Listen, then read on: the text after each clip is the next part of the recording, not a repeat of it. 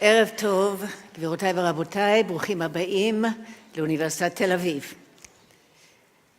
We ask that you please turn off your cell phones at this time before we begin. Thank you. Graduates, family and friends, honored guests, good evening. Tonight we celebrate the 39th graduation ceremony of the New York State American program of the Sackler School of Medicine at Tel Aviv University.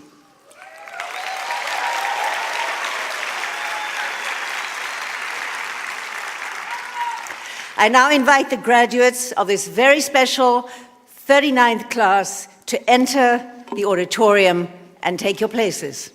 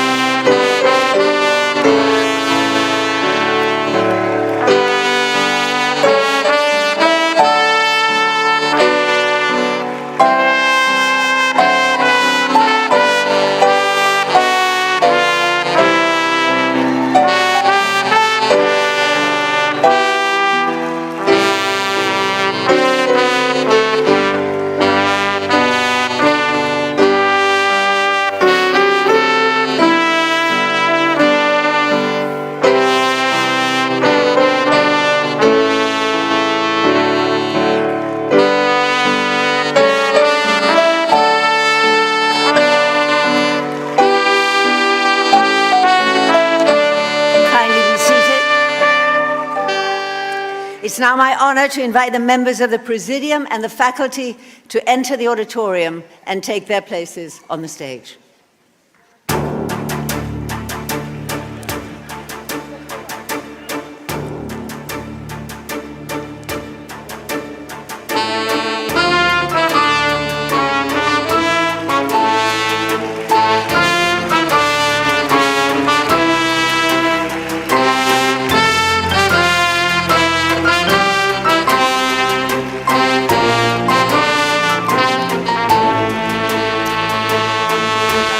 Professor Eyal Zisser, Vice Rector, Tel Aviv University.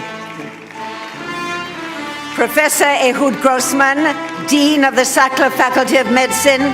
Professor Iris Barshak, Associate Dean and Head of the Sackler Medical School. Professor Arnona Fek, Director of the New York State American Program. Dr. Stefan Lazar, Executive Dean of the New York State American Program.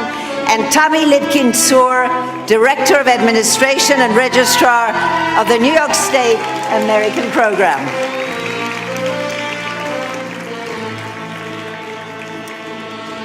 Kindly be seated. I now call upon Professor Eyal Zisser, Tel Aviv University Vice Rector, to greet the graduates.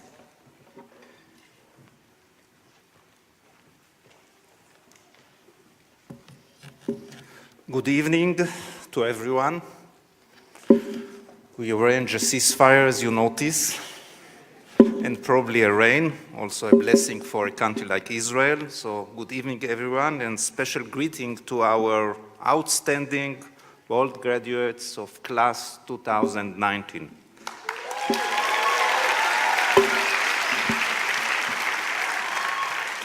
I would like to apologize on behalf of our president, Professor Klafter, who couldn't be present, and I am delighted to be here with you, celebrating this joyous and momentous event. Each one of you has displayed the intellectual prowess, commitment, and determination needed to reach this point tonight. You have ventured far from the familiarity and comfort of your home and families to Israel, a different culture, climate, language, and tempo. You have met the challenges with ultimate fortitude and skill. You succeeded and reached this pinnacle, earning your MD degree. All of us here tonight, family, friends, faculty, share in the pride of your momentous achievement. You, the class of 2019, are an outstanding group of graduates. I say outstanding because this year we had a perfect 100 residency match.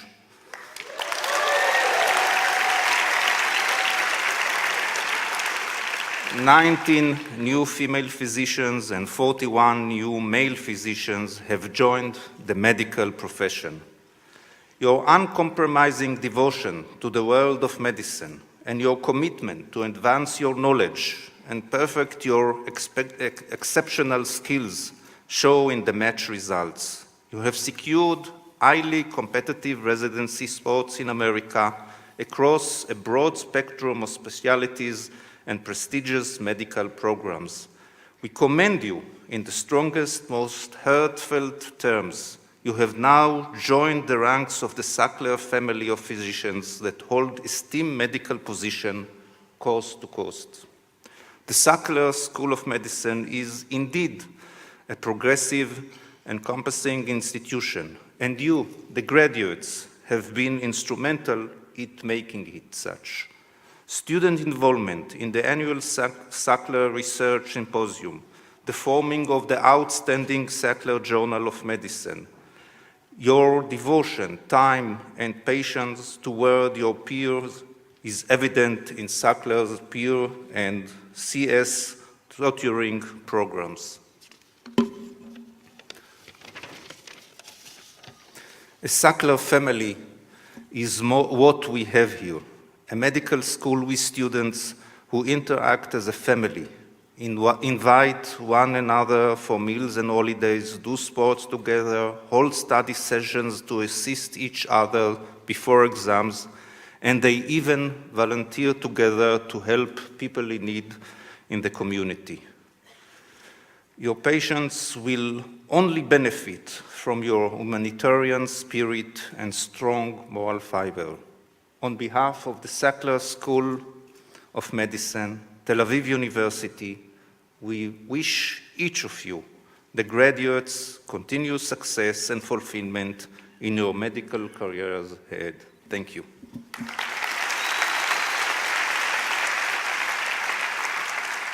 Thank you, Professor Zisser. I now call upon Professor Ehud Grossman, Dean of the Sackler Faculty of Medicine, to deliver his message.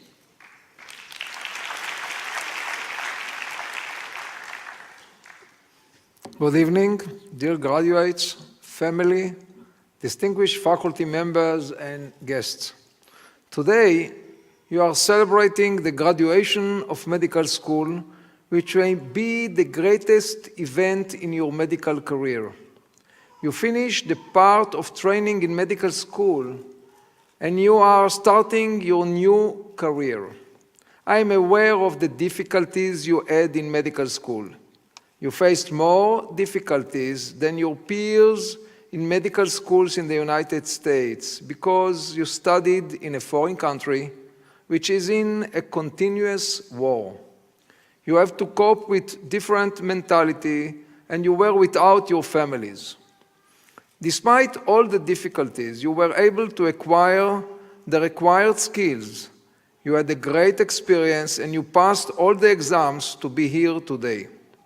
This class matched fantastically, and I appreciate your achievements and your success.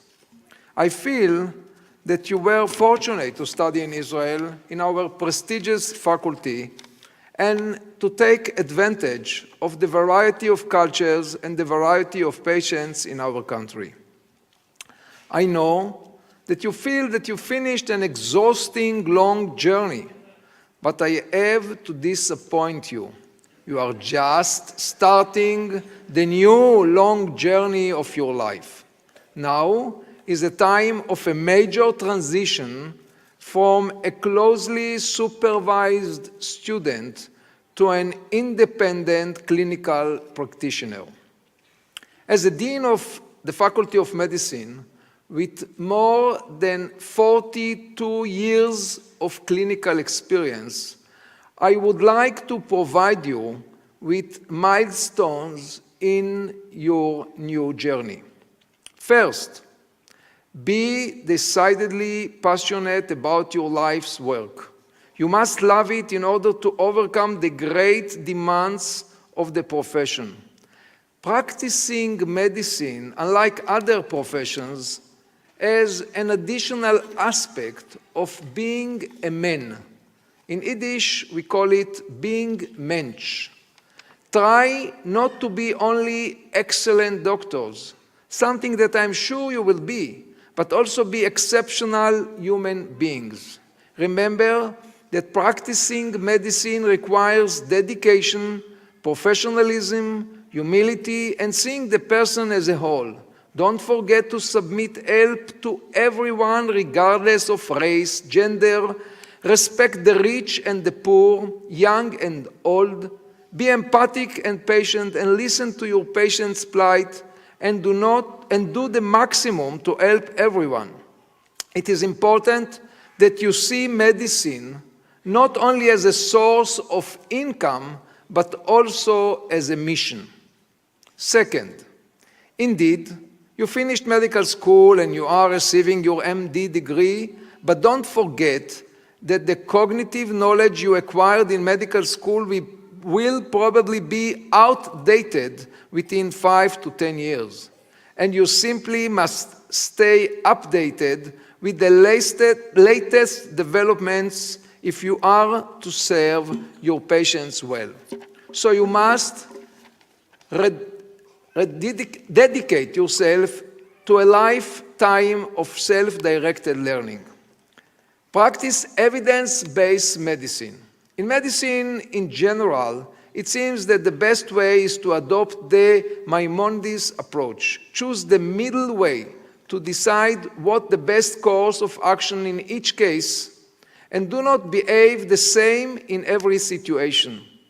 Be not the first to adopt the new, nor the last to abandon the old.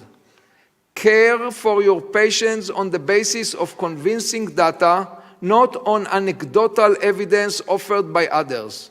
Try to learn from your mistakes and those of others, and don't be frustrated when you fail to save a life.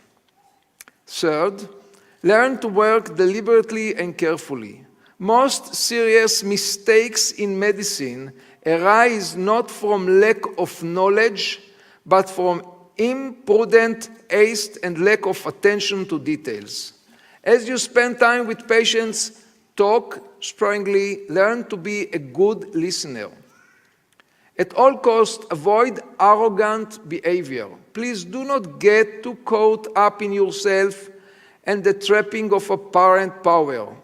Pagers, personal digital assistants, wireless phones, laptops, stethoscopes, and white coats. Your remarkably scholastic and personal accomplishment will be all the more noteworthy when they are tempered by humility. Finally, establish and nourish your personal life. Work diligently to strike the proper balance between home and hospital. In addition to being good to your patients, be good to your loved ones and yourself. Learn to say no kindly but firmly when your plate is too full. Recognize and accept that you cannot have it all. In the final analysis, what will sustain you most effectively throughout your life are your relationship with family and friends, not the number of papers you publish, organizations you chair, awards you receive, number of patients you treat, or the material possessions you accumulate. I hope that you will have a great success in all your future endeavors, that you bring honor to the medical school, and that you delight in providing skilled, compassionate care to those patients who entrust their well-being to us. After all suggestions I have given you on how to start your new journey, it is time to thank in your name to your families that supported you financially and mentally during your art studies. So please rise, turn backward, and applaud to those who accompanied and support you throughout this journey.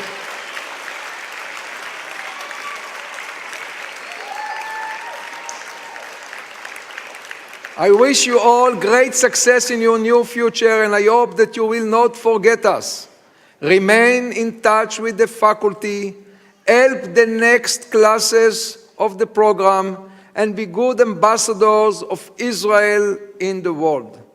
I want to congratulate you and your families on this momentous day, and thank you for allowing us to be part of it. Good luck.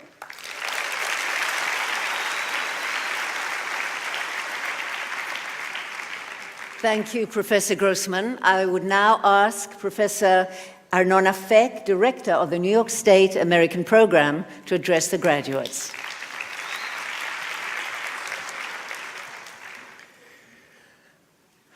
Dear distinguished members of the Presidium, teachers, staff, honorable guests, students, and dear graduates.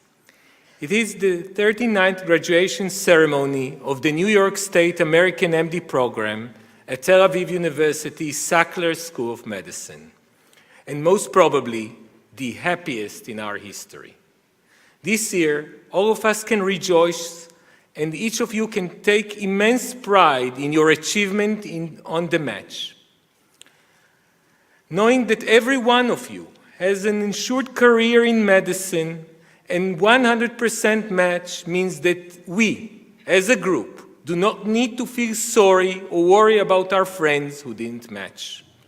It is your accomplishment and that of the staff.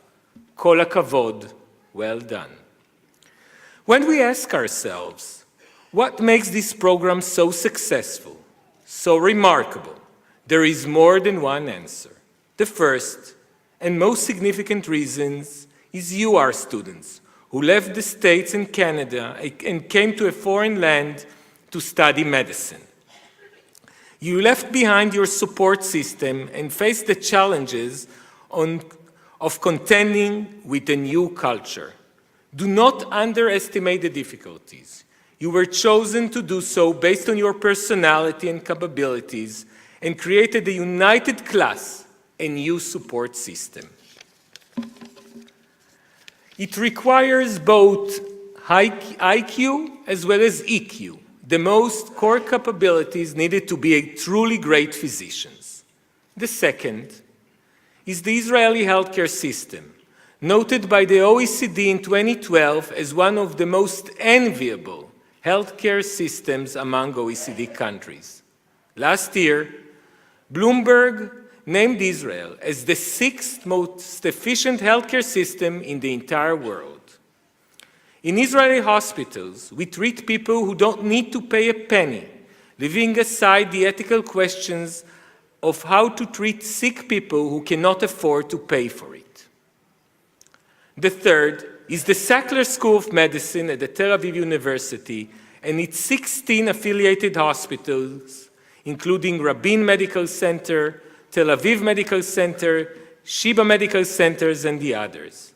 I am intensely proud to tell you that my and Dean Grossman Hospital, Sheba Medical Center, was elected by Newsweek as one of the leading 10 hospitals in the entire world.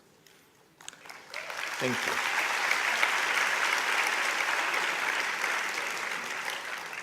This list includes Mayo Clinic and Charité in Berlin. At our hospitals, you were taught by leading professionals, including chairmen of departments and leading brilliant physicians. The dedication of our staff is the most important factor that enables us to assist our students in fulfilling their dreams to become great physicians.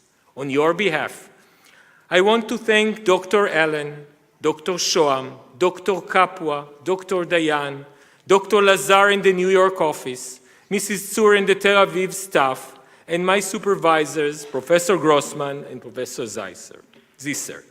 I wish to conclude my speech with a request for you to be our ambassadors abroad, to help our future students gain entry to electives and to residency programs, and to tell the people of America about life in Israel so that the alliance between Israel and the US will prevail.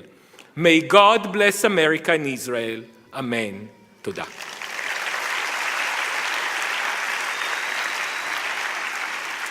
Thank you, Professor Afek. I now ask Dr. Stefan Lazar, Executive Dean of the New York State American Program, to greet the graduates.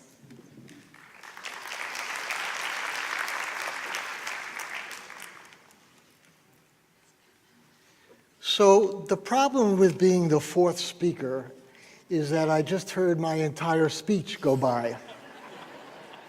And think of mine not as a new speech, but a really good summary, because that's what it appears to be. So the first thing I'd like to repeat is congratulations. And I mean that. I have spent all of my adult life in medical schools, here and in New York at the Albert Einstein College of Medicine. And I have never seen a 100% match. So congratulations, because you deserve it.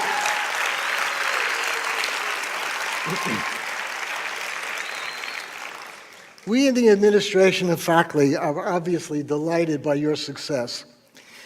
A 100% match does not mean superb until you see where our graduates received their degrees.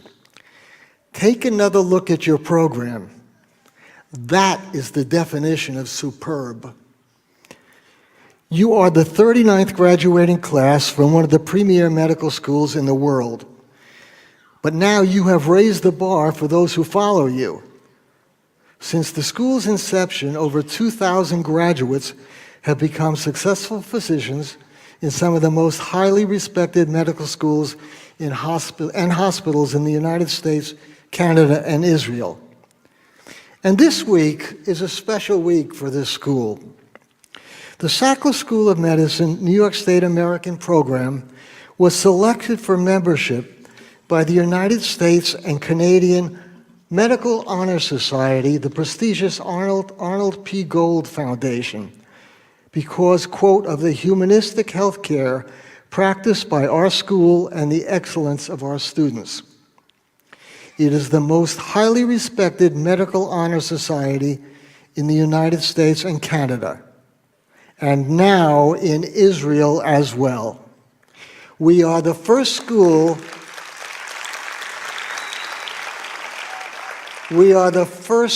outside of North America to have achieved this honor. I want to especially thank our faculty and staff in Israel who made it possible for us to be recognized for this respected and admired award. I am in awe of your achievements, ladies and gentlemen. Congratulations to all and to all of you. I salute your parents, family members, and guests who are here celebrating your accomplishments. They are here, obviously, because they are very, very proud of you. I urge you to become active members of your alumni association, assist in continuing the tradition of excellence that you have demonstrated in the last few years. You should be extremely gratified to call yourselves doctors who graduated from the Sackler School of Medicine, New York State American Program. Best of luck. You earned it. You deserve it. Mazel tov.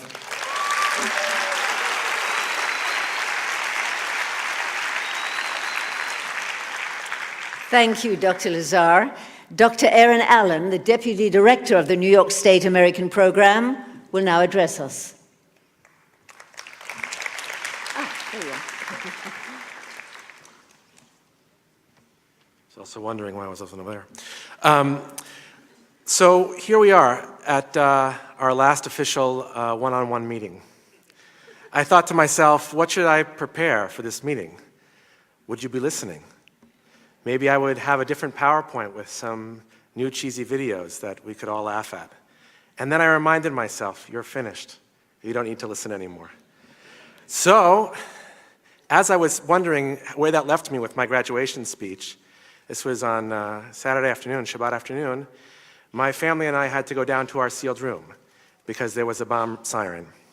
And as I was sitting down there in the sealed room with my kids, I was thinking to myself, wow, it's going to be graduation, and it's about 20 years since I graduated from medical school. Why am I here in Israel, sitting in a sealed room, when I could be in some nice office on the west side of Manhattan? And I thought to myself, as soon as I thought that thought, what came to me was Rabbi Yisrael Goldstein. You've probably heard of Rabbi Goldstein, everyone has by now. He was last on Passover, preparing to read before his congregation, as he did every year, the prophet's words about the end of days and the peace on earth and the coming of the messianic times, when someone walked into his synagogue and shot Rabbi Goldstein and one of his congregants.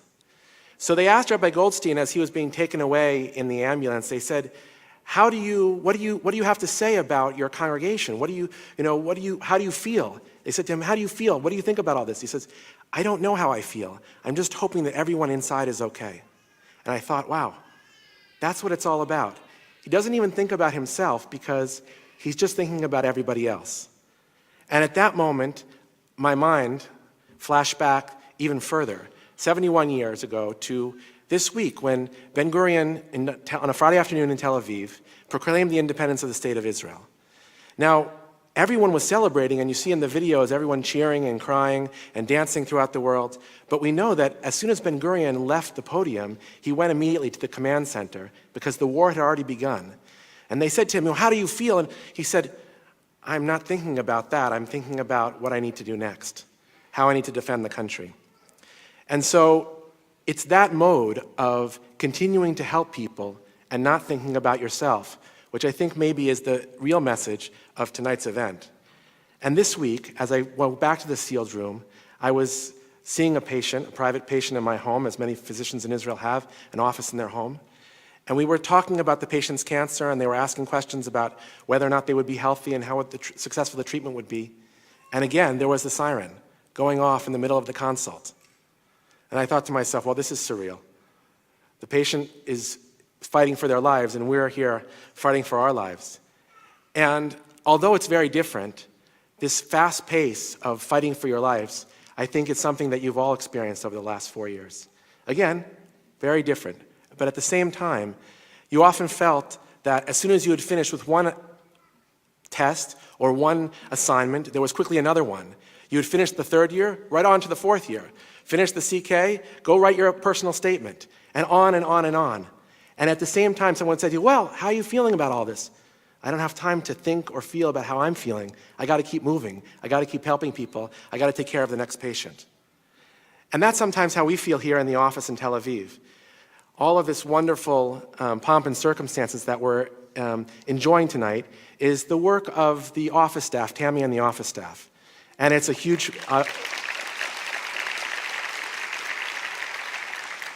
Everything from the water bottles on the stage to the food outside is stuff that they've organized. And when we sit a week from now and all the attention has died down from the graduation, it'll be time for another class to again cycle through electives, interviews, and all of the rest. And so how does we as educators, how do we deal with this? How do you as medical students deal with the fast pace of medicine, the fast pace of all of this stuff? And the answer is you just keep giving. You just keep trying to do what you're doing already. This class has faced so many adversities, academic adversities, personal adversities. People have looked death in the face and come back to be here at graduation. People have had family members that have not made it to here to be at graduation, and they themselves are survivors and carrying on the memory of those people that are not here. And we are so proud of you for doing all of those things. We are so incredibly proud of all of your achievements, as everyone has said, of the match, but really much more than just the match. We're proud of you for being who you are. People say, well, how did they get such a good match? Well, it's the students, right? It's the students working hard. It's the students writing those essays. It's the students interviewing. It's the students' work on the wards. It's the students' job to push through every little step of the way. And that's what it means to be a Sackler medical student. So as you move forward and go on and succeed and continue, I would ask all of you to think about Rabbi Goldstein and think about the fact that when people ask you, hey, are you tired? How are you feeling on the wards? I don't know. because I have more people to take care of. I'm not sure because I have another project to publish.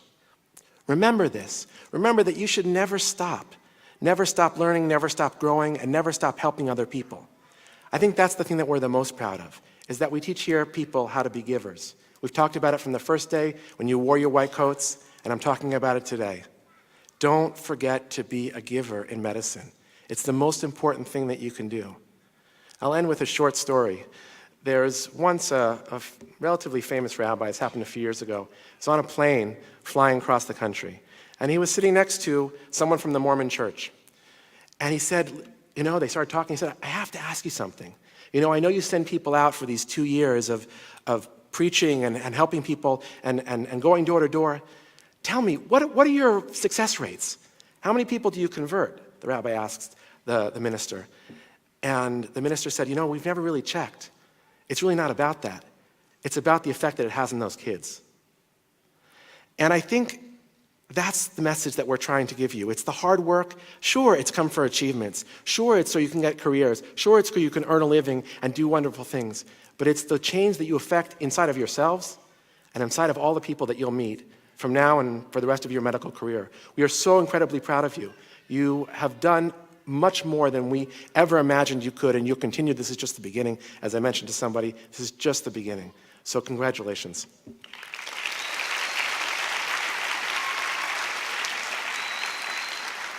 Thank you, Dr. Allen.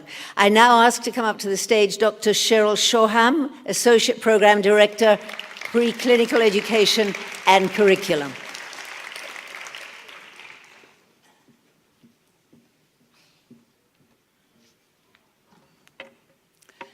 Dear graduates, families, guests, and fellow faculty members, I need a show of hands here. How many of you graduates have had a chance to read much outside of medicine and first aid over the last 4 years? Can I see? Okay. I think I'm pretty safe because I'm about to exploit that fact, the fact that you were all rather busy, okay? So on the eve of your graduation from medical school in 2019, I'm actually going to disagree with Professor Afek because the MD degree, very coveted, may not be your guarantee to future employment. Sorry to burst your bubble. I'm going to pose the question of how you are going to prevent yourselves from becoming obsolete. Professor Yuval Harari, in his recent book, 21 Lessons for the 21st Century, tells us by that the year 2100, when you, at about age 110, will be in the throes of the new middle age, you likely may be obsolete as physicians. Harari predicts that the trends of automation and artificial intelligence will create a new useless class of people who are unemployable. Will you be among them? Happily, I am nearing the finish line towards my own retirement, and so I'm going to pass this problem off to you, but allow me to talk just about a few ideas from an educational point of view. Ideas that may delay your obsolescence and ensure your useful existence even decades from now.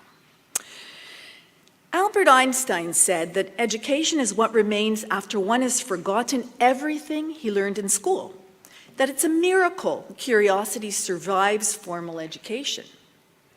I hope that our preclinical curriculum has allowed you to learn how to find and apply facts, not simply memorize them. I know that our curriculum and its Moodle enabler have allowed you to cope with many challenges in creative ways. And I am certain of what Alvin Toffler, a futurist of the 20th century, has said. The illiterate of the 21st century will not be those who cannot read and write, but those who cannot learn, unlearn, and relearn. So what I'm going to try and do is challenge you to think about what education really means. Let's explore what kind of education is needed for you and your children to to be indispensable in our rapidly changing world. As Jose Saramago said in Blindness, to arrive where you want to be, everything depends on where you are. Where you are is constantly going to be changing in the coming years, and I don't mean whether it's LA or Toronto. So, consider the following 3 quotes as we go for my traditional, final graduation IRAT. For those of you in the audience, IRAT means Individual Readiness Assessment Test. Don't worry, for as Voltaire has said, and unfortunately the USMLE does not agree, judge not a man by his answers, but by his questions. So are you ready? Okay, here we go. Quote number 1. We can teach knowledge, but not cleverness or wisdom. Knowledge is the least valuable of the 3. Now, who said it? Was it, I need a show of hands from you guys. Was it A, Donald Trump? Any takers? Okay. B, John Wheeler? Anybody? Okay. Or C, Dmitry Lev? Dmitry Lev? Okay. The answer, I'm sorry, no points for this one, guys, is John Wheeler, a physicist who helped develop the hydrogen bomb. We won't count that against him, but he was very aware that many things just cannot be taught in the classroom. I think we know that. You ready for quote number 2? Here we go. Education is an admirable thing, but it's well to remember from time to time that nothing that's worth knowing can be taught. Does anybody know whose wise words these were? Was it moi, Cheryl Shoham? Anybody? All right, but no. Was it B, Justin Trudeau? Or was it C, Oscar Wilde? Ah, you guys got it nailed. Wilde is correct. And if you think about it, most of what is taught in classroom settings is forgotten, and what is remembered is often quickly irrelevant. And the last quote of the 3, a little bit long-winded, but so am I.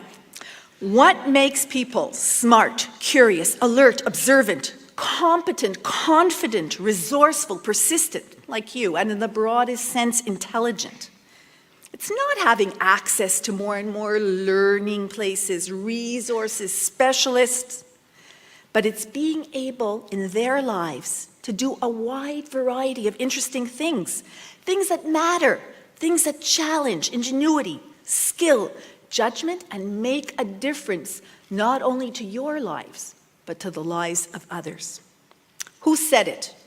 Was it A, John Holt? You can already guess it's the name you don't know, right? There you go. B, Tammy Lipkin-Sur? Or C, Andres Martin? All right, so we know it's A. Holt was a proponent of self-directed learning and the unschooling approach. Okay, so let's put our quotations, part of them anyway, and the step exams aside, all right? And I want you to remember to be curious, understand, apply, and learn. Make your careers into one great CBL exercise. CBL, for the rest of the audience, case-based learning. But remember the following, and I promise these are the final quotes of my speech. Teach with confidence, but please keep it under control. As football coach Bill Walsh explained, self-confidence becomes arrogance, assertiveness becomes obstinacy, self-assurance becomes reckless abandon. This is the ego, so keep it under wraps, or be forewarned, guys, that it will pull you down like the laws of gravity. I'll conclude with Professor Harari again, and an anecdote that he told. A wise old man was asked what he learned about the meaning of life. Well, he answered, I have learned that I'm here on earth in order to help other people. What I still haven't figured out is why the other people are here. Now that won't be you, I'm sure. Go forth, conquer life, and a heartfelt Mazal Tov to you and your families, and keep in touch.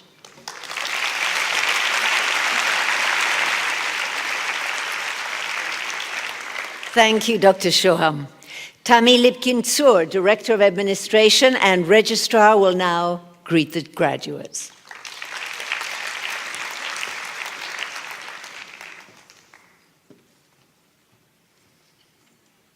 I still think it was B.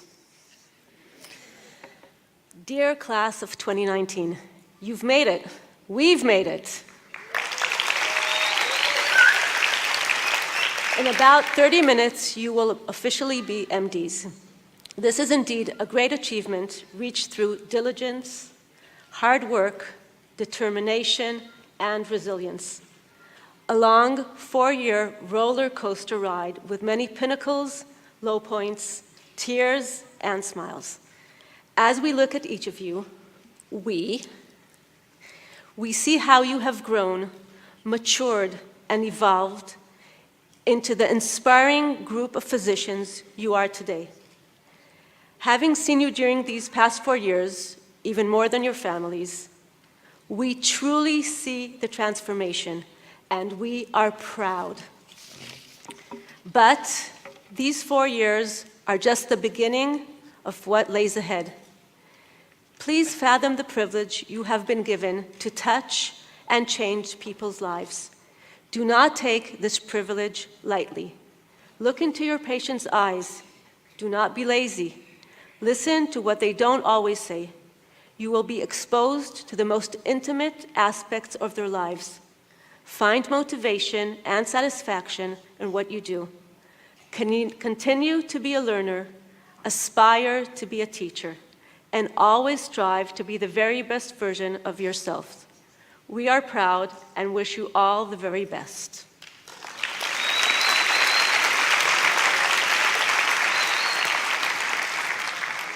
Thank you, Tammy. I now ask Dr. Erin Allen to return to the stage for the awards. Dr. Allen will announce the names of those graduates who are deemed outstanding in the clinical clerkships. He will also give recognition to tutors who are deemed outstanding in the clinical clerkships and who are acknowledged as such by the students themselves. No, I don't have it. Yeah, that's right here. Okay, so I'm going to mention the names of the graduates who were chosen as outstanding students in clinical clerkships. Please stand as I mention your name. Again, these are awards for excellence in patient care, above and beyond, which is, as I mentioned, a core value that we have here. In the field of psychiatry, Joshua Fine and Eyal Menashe.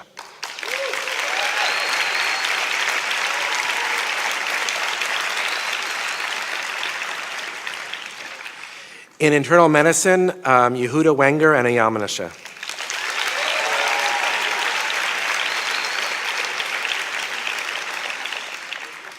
In pediatrics, Karen Arana and Ilana Kohn.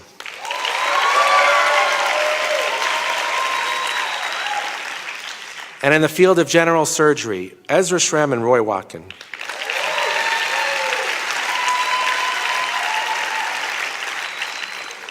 And finally, in OBGYN obstetrics and gynecology, Isabella Newman and Melissa Schechter.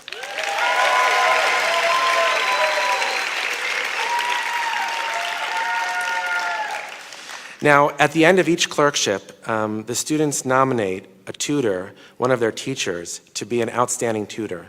And all of these nominations come in together, and we choose one tutor from the entire block to be an outstanding tutor. As I call the tutors who are here, please come to the stage to receive your certificate. In the field of psychiatry, Dr. Yaki Mahdi from Nes Ziona.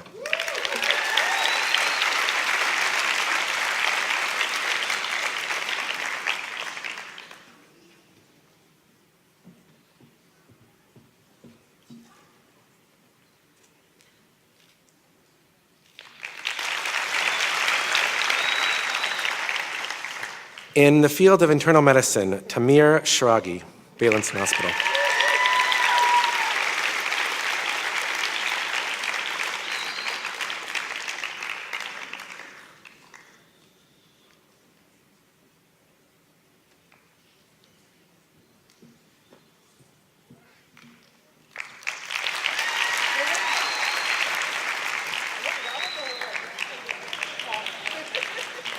I have to go back to school. Okay, in the field of pediatrics, Dr. Asaf Regev.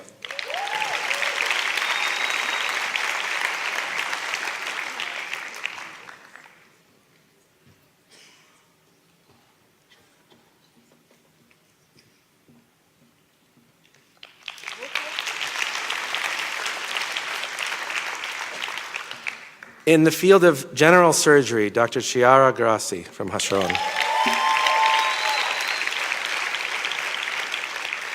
Just mention that all of these tutors, they have a full-time job plus in addition to helping the students. We really appreciate all of the work that's done by all the tutors in all of the clerkships in all of the years.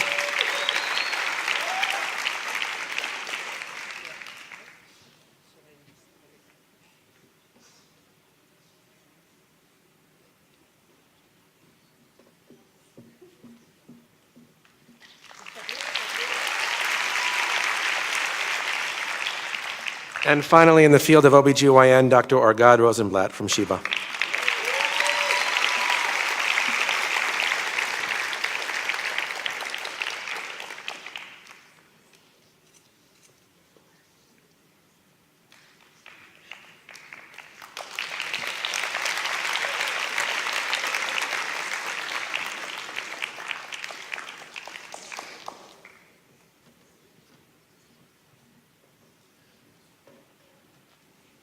Thank you, Dr. Allen.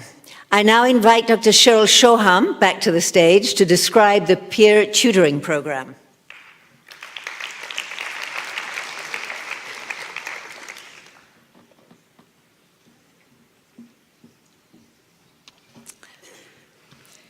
In this room tonight, we have representatives of various generations. Grandparents, any grandparents in the room? A few. Likely, you were born between 1925, 1945, and you're known as the silent generation. And where are the baby boomers like myself with birth dates between 1946 and 1964? Lots of you guys, yes. Any Generation Xers? Maybe some of you are graduates' parents. You were born between 1965 and 1980. Where are you guys? All right, just want to make sure we have a good representation here. And you graduates, born between 1980 and 2000, you are known as millennials. So now that we've all shared our respective ages, join me in the spirit of the last CBL exercise again and allow me to review a case study from a JAMA article in the A Piece of My Mind series. It's titled, Mentoring Millennials. The surgical case was straightforward. A young man had experienced a radial nerve injury from a broken humerus, now without neurological recovery. Tendon transfers to restore wrist and finger extension were planned. The surgeon, resident, and medical student approached the scrub sink together to review the major teaching points, potential pitfalls, and contingency plans. As the surgeon reached for the scrub brush, the medical student lingered back, his thumbs incessantly and rhythmically tapping on the screen of his phone.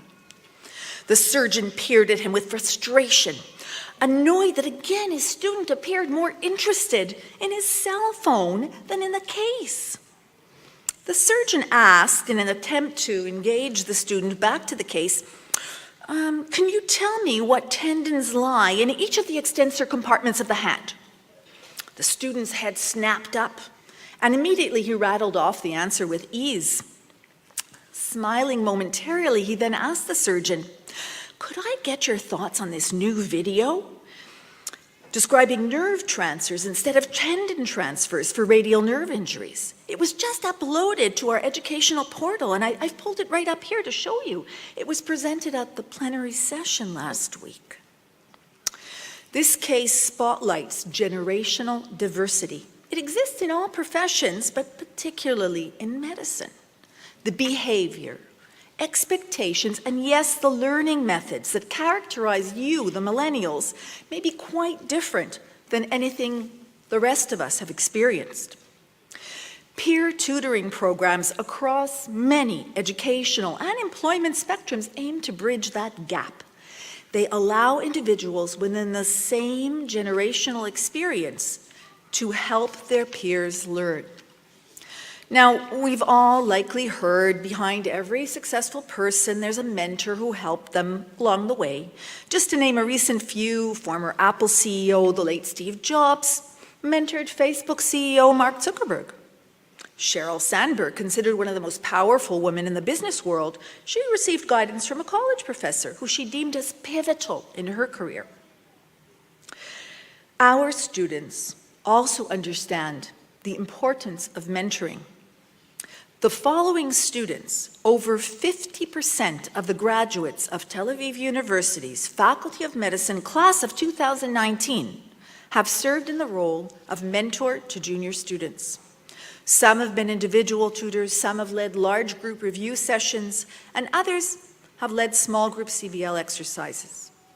All have served their program and their community with honor and pride.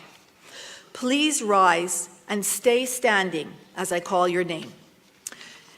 Edmund Akdut, Karen Arani, Brian Batko, Avi Bursky Tamam, Adam Kadeski, Alyssa Kaplan, Ilana Cohen, Joshua Fine, Eitan Fleischman, Eliza Goldsmith, Ben Gridzeb, Jeremy Grossman, Einat Kedar, Alec Crosser, Gabe Mandel, Mark Mazer, Isabella Newman, Joshua Radpravar, Jason Reese, Bracha Robinson, Melissa Schechter, Esther Schmidt-Pinas, Ezra Shrem, Milton Shapiro, Roy Baknin, Zachary Weinerman, Udi Wenger, Samantha Wilford, Brian Wolf, Tamar Koel, and Sarah Zimmerman.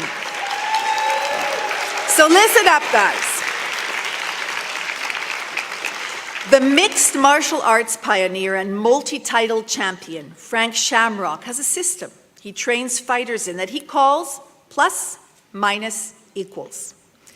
Each fighter, to become great, he said, needs someone better that they can learn from, someone lesser who they can teach, and someone equal that they can challenge themselves against. Thanks for participating in the peer tutoring program and accomplishing all of the above. Thank you.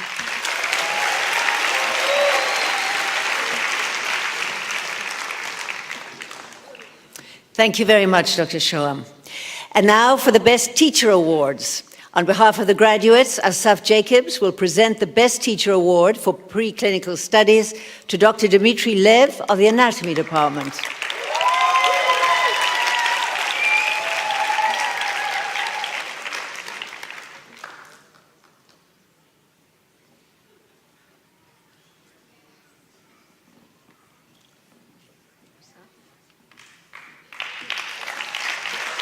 There is it, there you go. Okay. So you guys are probably wondering why one of the worst anatomy students is giving this award. Very fair point. But you know, when I think about a lot of all of us when we came here, you know, we spend probably the most time with Dr. Lev. Maybe the first half of, or 6 months of first year was spent with Dr. Lev. And when you think of everyone here first year, there was a lot of neurotic, nervous kids who probably attacked him at every point they could so that they can, you know, ask him for a point here or bother him about a question. And, you know, Dr. Cheryl Shoham spoke about, you know, never let confidence turn into arrogance. And what I love so much about Dr. Lev, and I'm sure I speak for everyone, is that he never did that.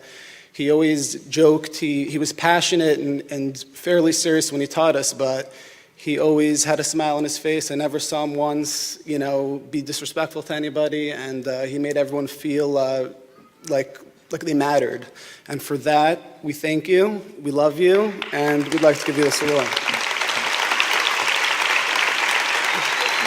Here's the award.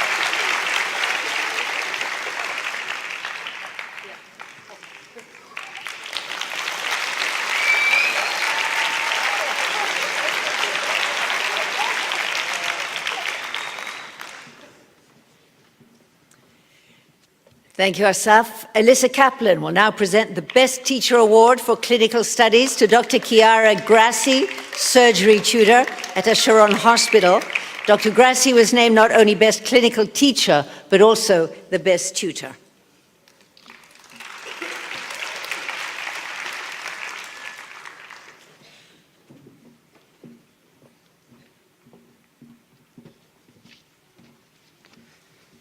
Today I have the honor of presenting the Outstanding Tutor Award to Dr. Chiara Grassi, a surgeon at Hasharon Hospital. Chiara truly exemplifies everything a tutor should be. In the operating room, she made us feel like a valuable part of the team and allowed us to assist as much as possible.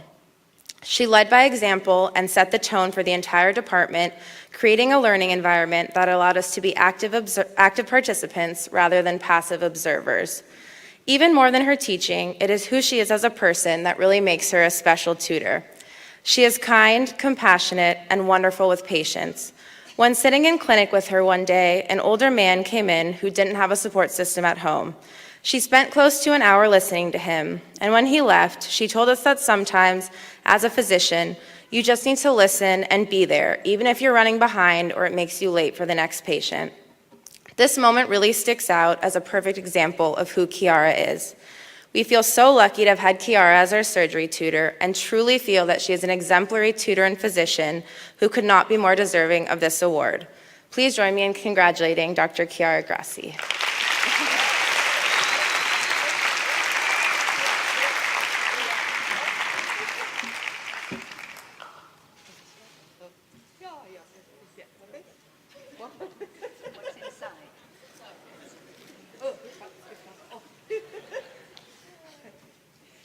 Sorry, I'm new to this.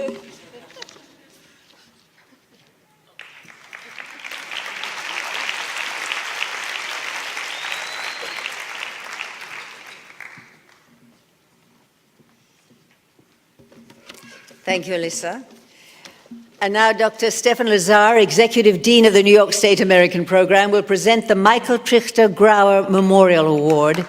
The recipient of the award was chosen by the graduates themselves.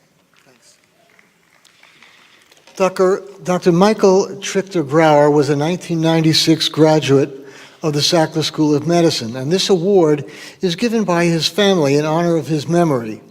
It is given to a graduate in recognition of exceptional compassion, excellence in patient care, and public service while in the New York program. This year, it is truly my personal great pleasure to give this award to the worthy recipient of the Michael Trichter-Grauer, MD Memorial Award, to the recipient chosen by the class, Roy Wachman.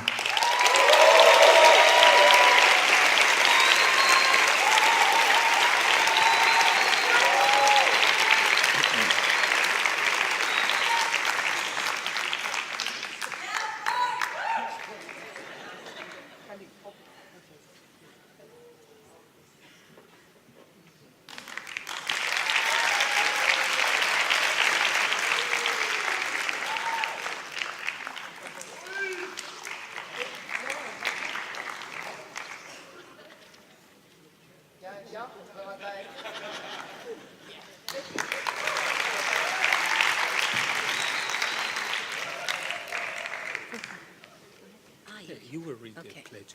Yes. But before, with your permission, Leah, before Leah will read the pledge, I want to say something. This is a very special pledge. As many of you know, physician has been a Jewish profession for many, many years. We know of the physician pledge of Maimonides, maybe the greatest physician of all time.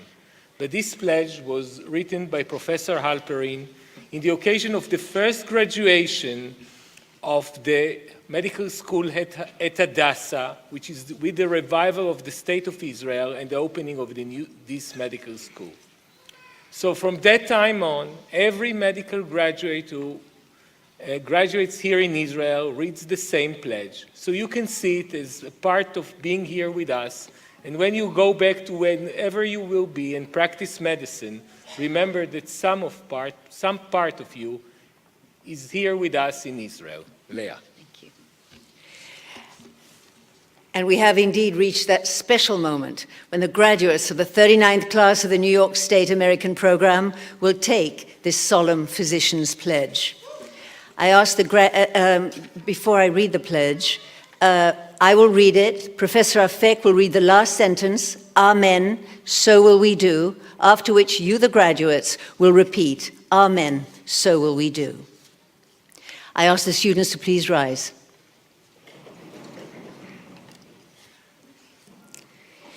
New men and women of medicine, you are charged day and night to be guardians at the side of the sick at all times of their need, even from their mother's womb, and let their welfare always be your chief concern. You shall help the sick because they are sick, whether stranger or alien or citizen, whether contemptible or honorable, and you shall seek to understand the soul of the sick, to restore their spirit through understanding and compassion. Do not rush to bring forth judgment, and weigh your advice wisely based on experience. Be true to them who put their trust in you. Reveal not their secret, and go not about as a talebearer. And make your heart wise to the well-being of the many, to bring healing for the ailments of the people. Give honor and esteem to your teachers who have led you in the paths of medicine. Increase wisdom and weaken not, for wisdom is your life. Honor your colleagues, as in honoring them, you will yourselves be honored. May your efforts to enhance the heritage of medicine grow and multiply. The words of this agreement are most high unto you. They are in your mouths and hearts, that you may do them, and you will answer, Amen. Amen, so will we do.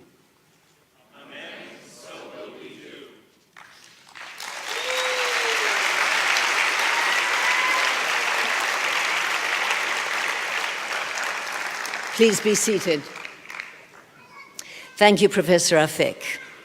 And now, ladies and gentlemen, we proceed to the awarding of the diplomas and the doctoral hoods of medicine to the graduates. Professor Ehud Grossman, Dean of the Sackler Faculty of Medicine, will hand the medical diplomas to the graduates. Tami Lipkin-Tsur will assist with the diplomas. I ask you to please rise. Professor Arnon Afek and Dr. Stefan Lazar, please step forward for the conferring of the doctoral hoods of medicine. Now, physicians who are relatives or mentors of the graduates will take part in this part of the ceremony. Those special MD hooders are invited to ascend the left side of the stage as the name of the graduate is announced.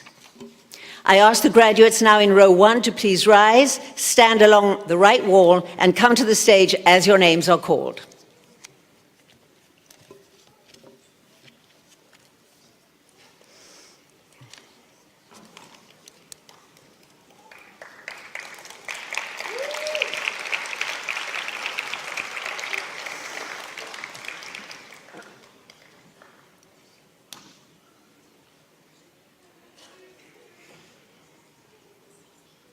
Okay. Dr. Edmund Adut.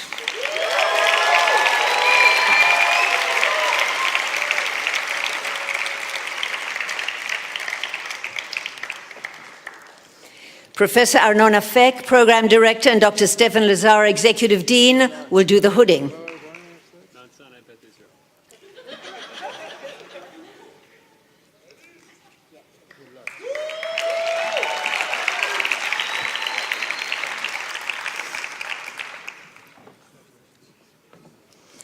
Dr. Karen Araney.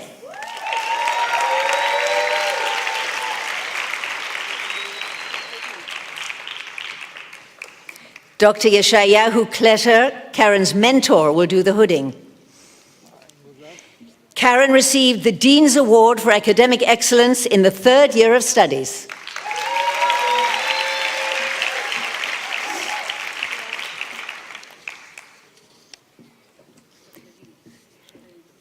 Dr. Brian Batko.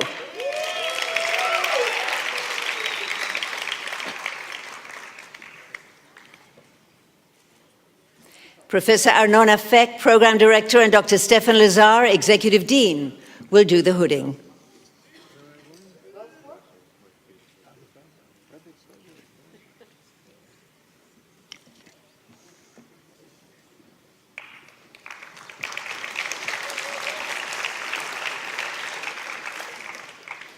Dr. Avram Bursky Tamam.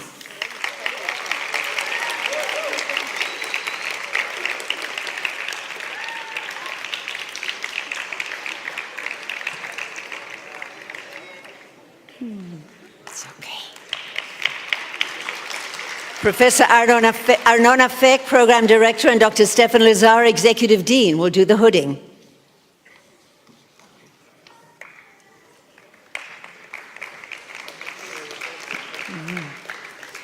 Dr. Peril Bursky Tamam.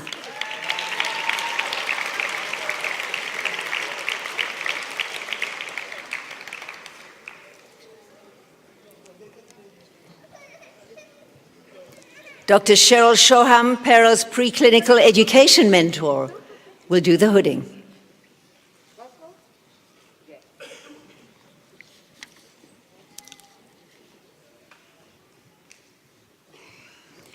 Dr. Adam Kadeski.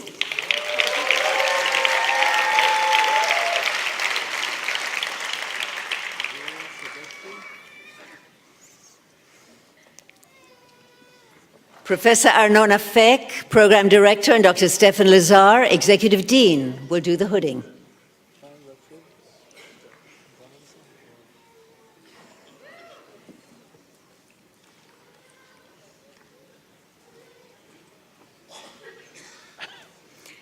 Dr. Alyssa Kaplan.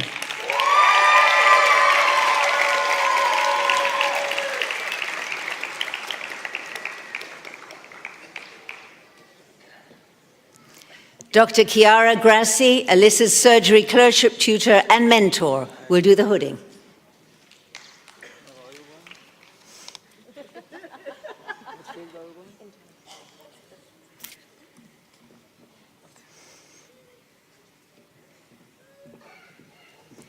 Dr. Zach Cohen.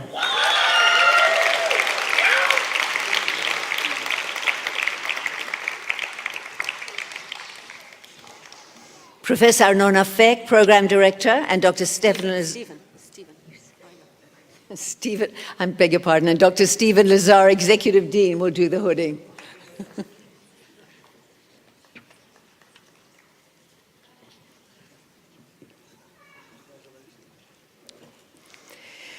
Dr. Ilana Cohn.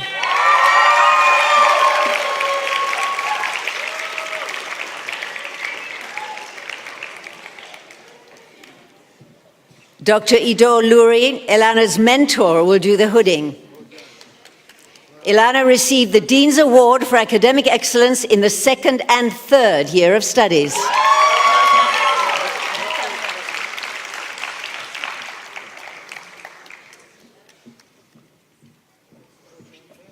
Dr. Matthew Darakshesh.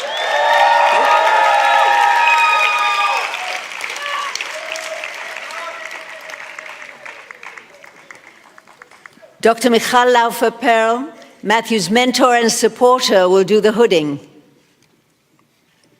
Thank you.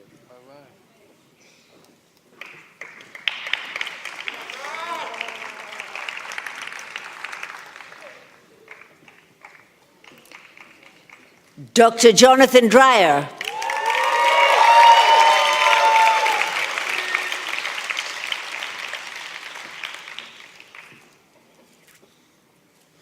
Professor Arnona Fek, Program Director, will do the hooding.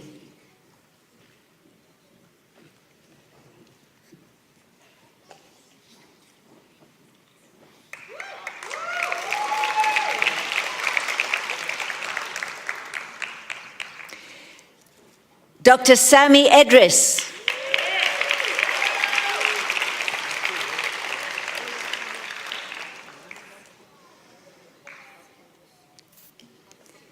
Dr. Marwan Edris, Sami's father and alumnus of the Israeli Medical Program, will do the hooding.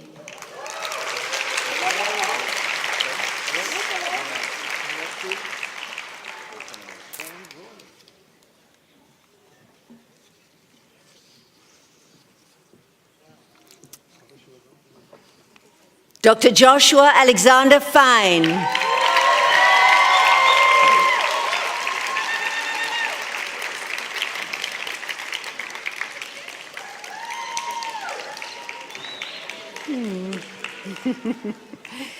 Dr. Chagit Yonat, Joshua's mentor, will do the hooding.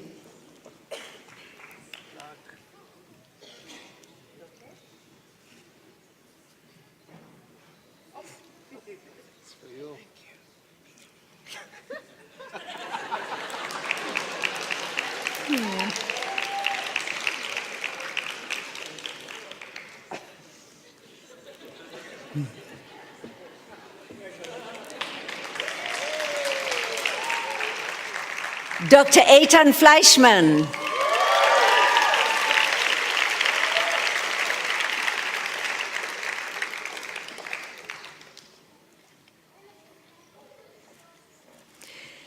Dr. Chagit Yonat, Eitan's mentor, will do the hooding.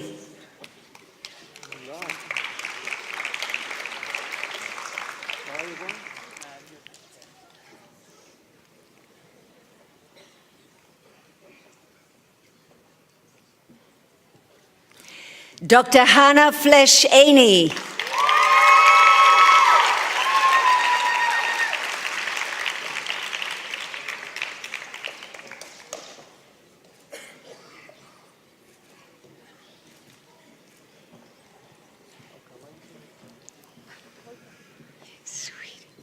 Dr. George Flesch, Hannah's father, will do the hooding.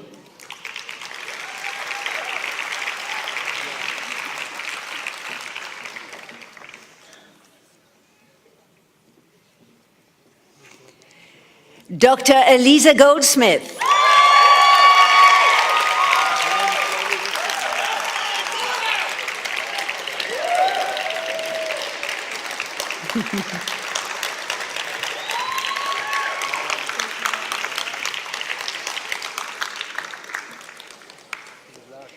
Professor S. Nachum Goldberg, Eliza's uncle, will do the hooding.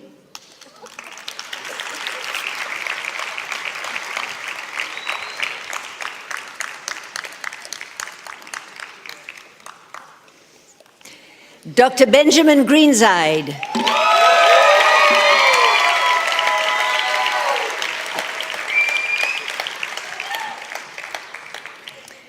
Dr. Yeshayahu Kletter, Benjamin's mentor, will do the hooding.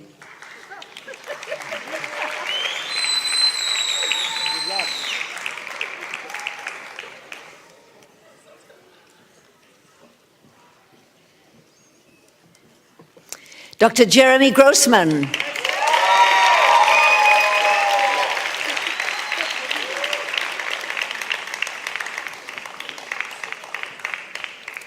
Dr. Cheryl Shoham, Jeremy's mentor, will do the hooding.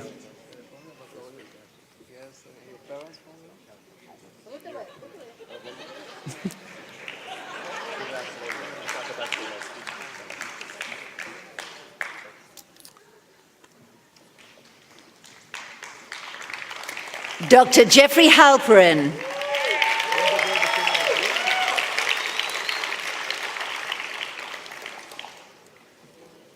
Professor Arnona Feck, Program Director, and Dr. Stephen Lazar, Executive Dean, will do the hooding.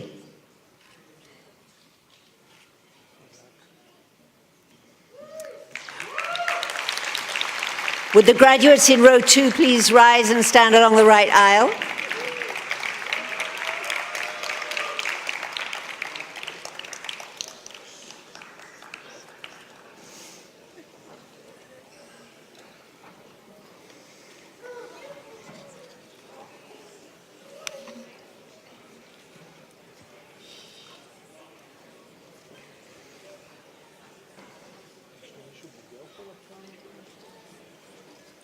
Dr. Gil Chevroni.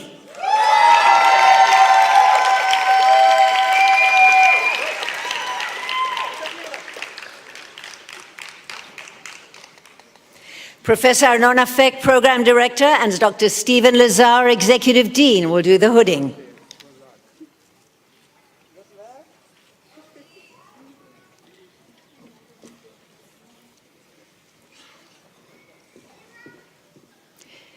Dr. Joshua Hillman.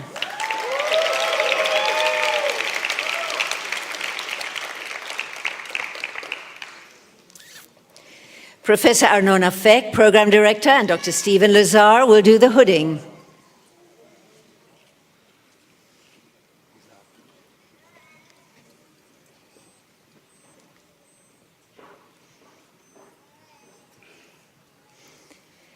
Dr. Ari Hirschfeld. Sorry.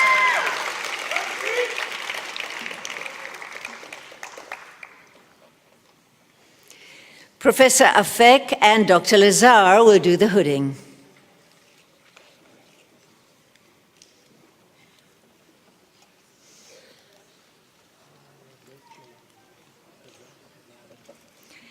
Dr. Asaf Jacobs.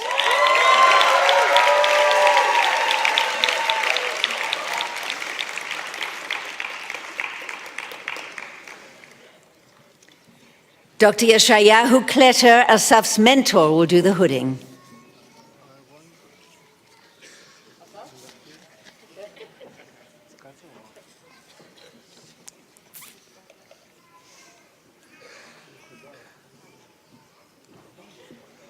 Dr. Einat Kadar.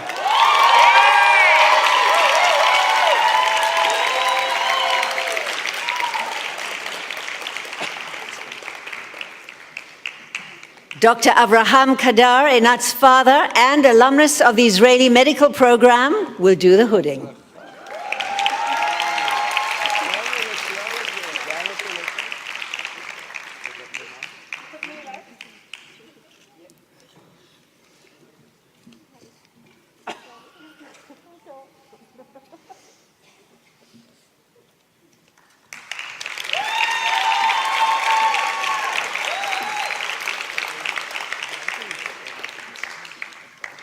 Dr. Atara Kanar Fogel.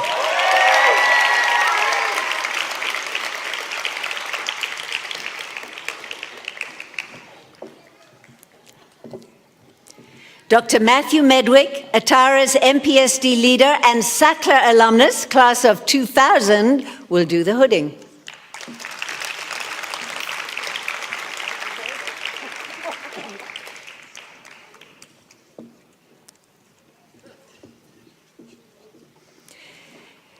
Dr. David Cowell.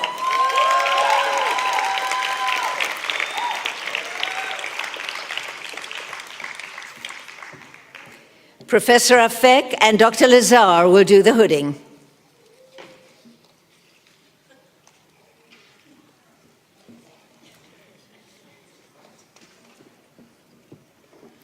Dr. Alec Crosser.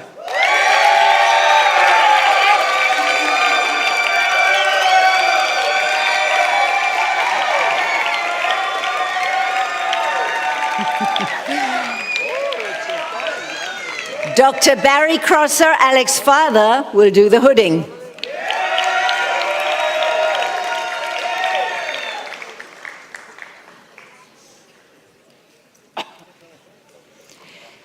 Dr. Gregory Latcher.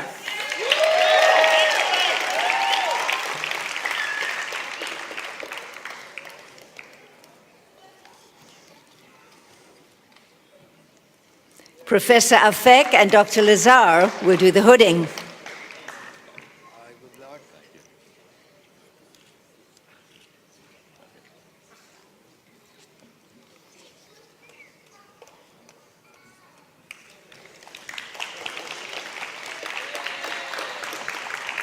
Dr. Michael Lick Brown.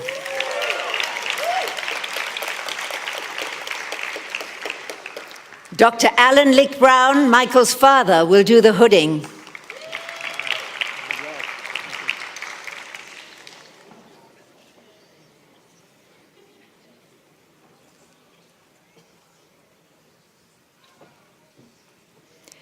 Dr. Gabriel Mandel.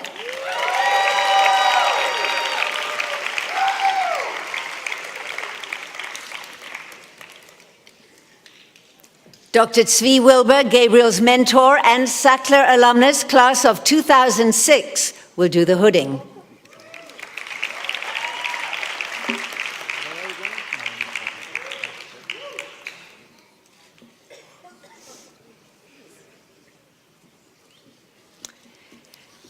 Dr. Mark Mazer.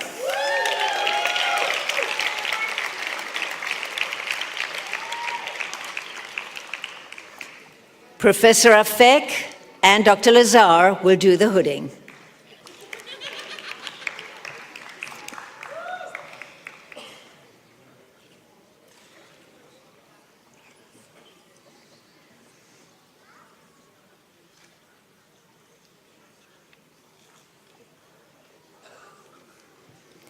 Dr. Eyal Menashe.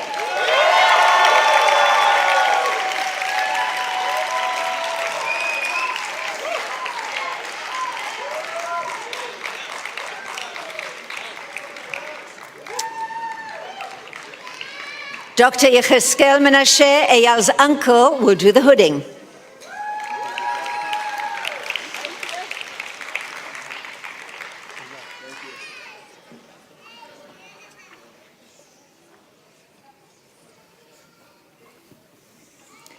Dr. Ryan Nasseri.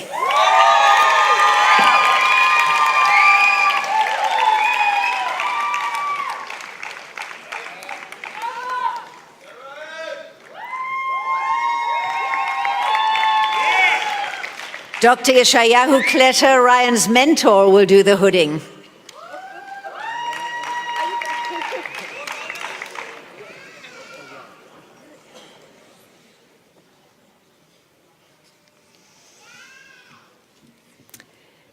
Dr. Lior Niedelman.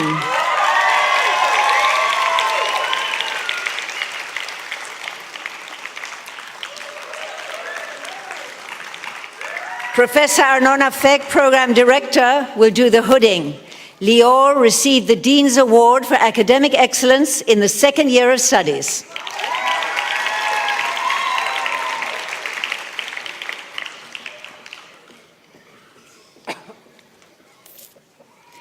Dr. Isabella Newman.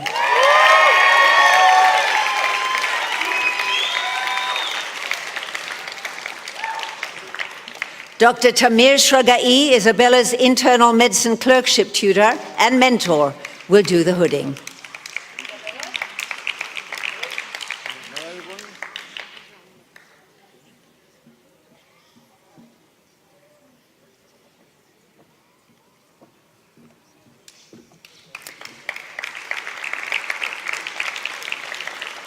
Dr. Joshua Ryan Radpavar.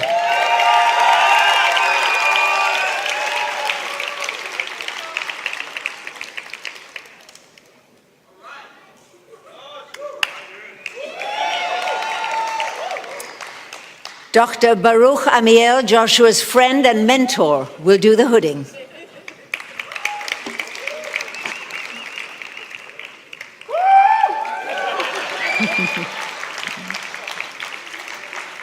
Dr. Jason Reese.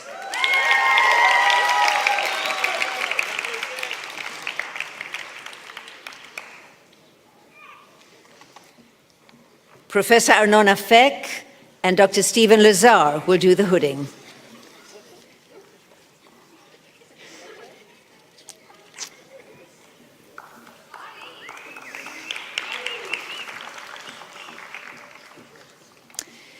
Dr. Noah Ripple.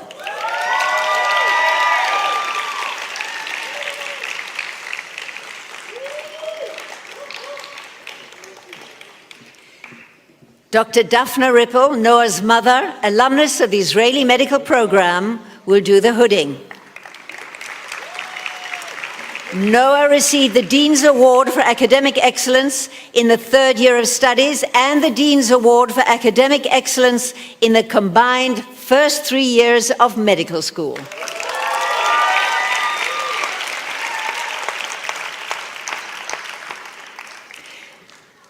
Graduates in row 3, please rise and stand along the right aisle.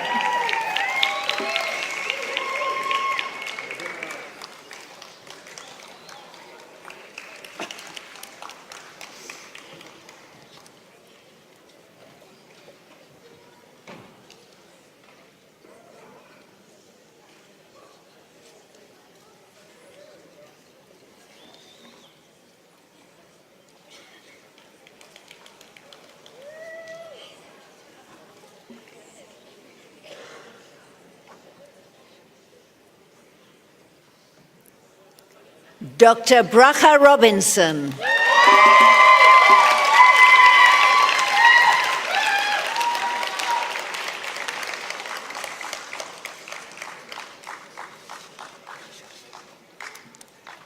Dr. Jay Zuckerman, Bracha's MPSD leader, will do the hooding.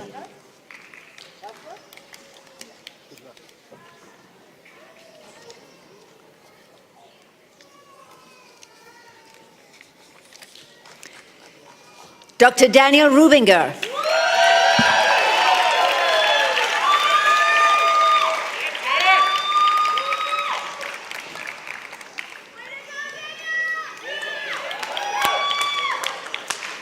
Dr. David Giddens, Daniel's father-in-law, will do the hooding.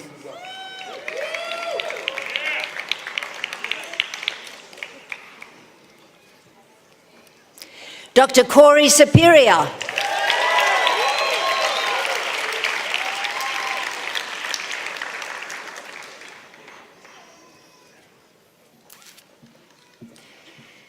Dr. Jamie Superior, Corey's brother, will do the hooding.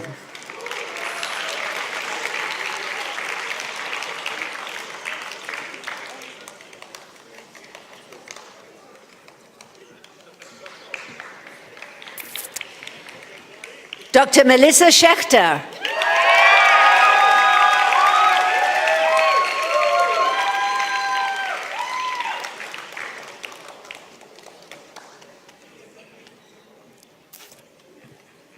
Dr. Bruno Andrade, Melissa's mentor, will do the hooding.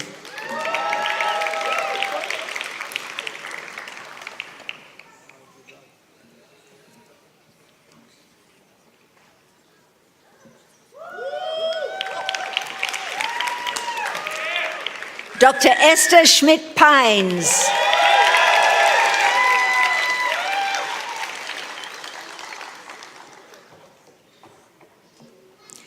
Dr. Susan Schmidt-Lackner, Esther's aunt, will do the hooding.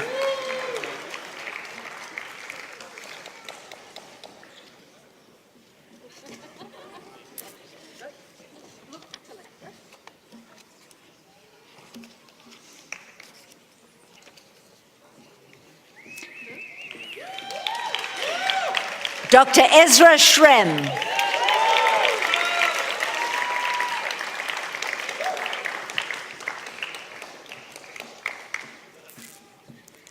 Dr. Stanley Shrem, Ezra's father and Sackler alumnus class of 1983, will do the hooding.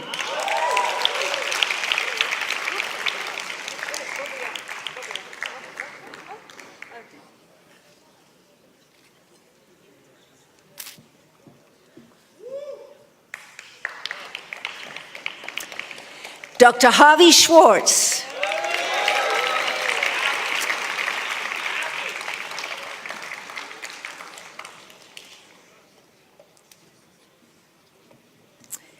Dr. Philip Schwartz, Harvey's father, will do the hooding.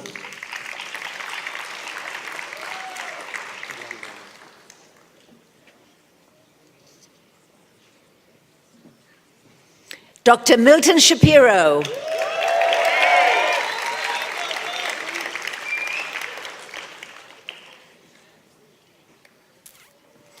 Dr. Max Shapiro, Milton's father, will do the hooding. Milton received the Dean's Award for Academic Excellence in the second year of studies.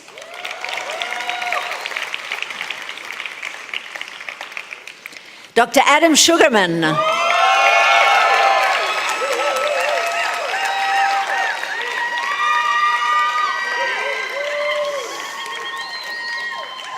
Dr. Michael Sugarman, Adam's father, will do the hooding.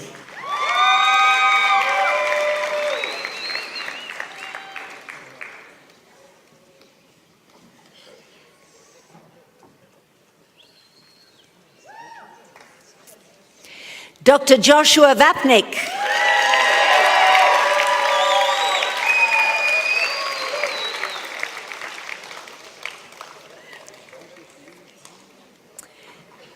Dr. Alexander Bistritsky, Joshua's stepfather, will do the hooding.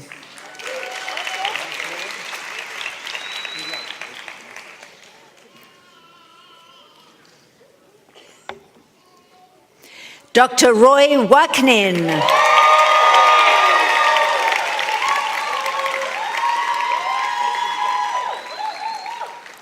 Dr. Chiara Grassi, Roy's surgery clerkship tutor and mentor, will do the hooding. Roy received the Dean's Award for Academic Excellence in the first year of studies and the Dean's Award for Academic Excellence in the preclinical years of medical school.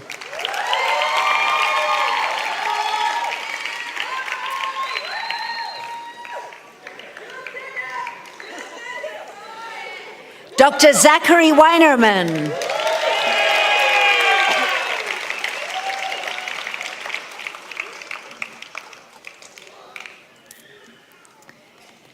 Dr. Yeshayahu Kletter, Zachary's mentor, will do the hooding.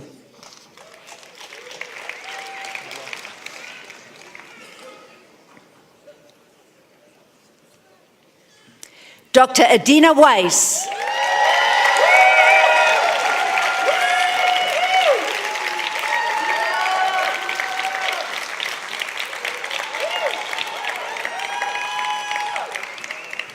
Dr. Tzipi Glick, Adina's mother, will do the hooding.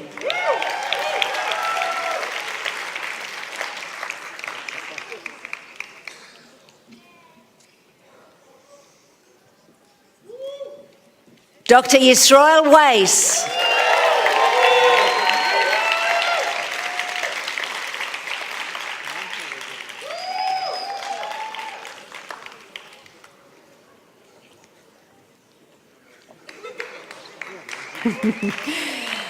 Dr. Tzvi Weiss, Yisrael's father, will do the hooding.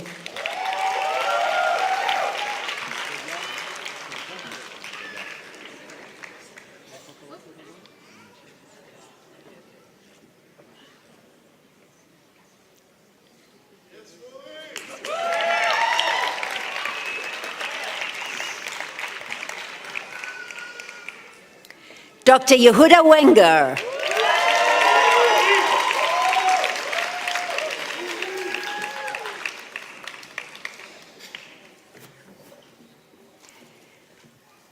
Dr. Yeshayahu Kletter, Yehuda's mentor, will do the hooding.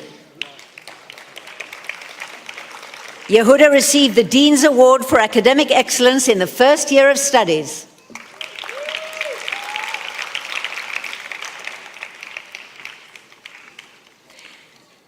Dr. Samantha Wilford.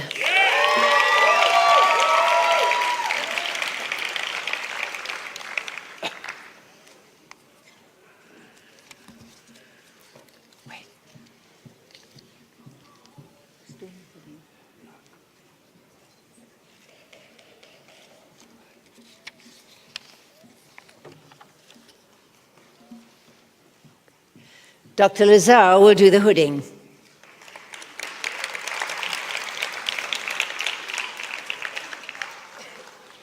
Dr. Brian Wolf.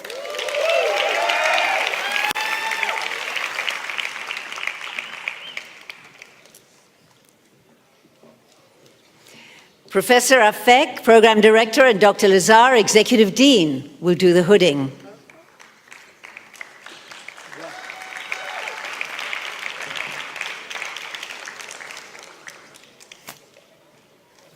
Dr. Tamar Yakoel.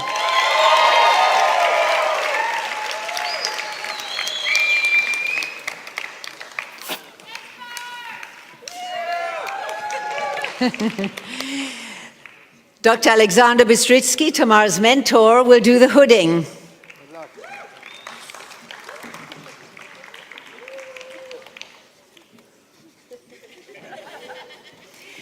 Dr. Sarah Zimmerman.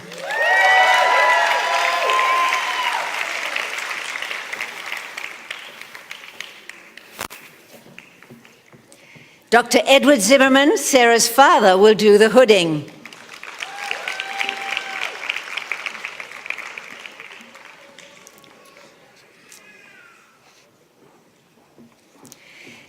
Dr. Lior Zwanziger.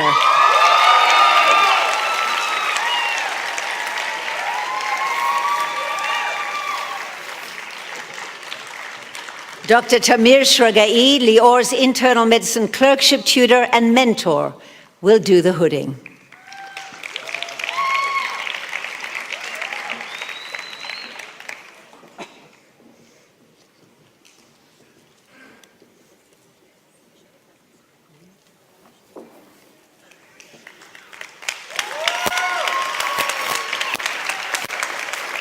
Thank you all. Please return to your seats.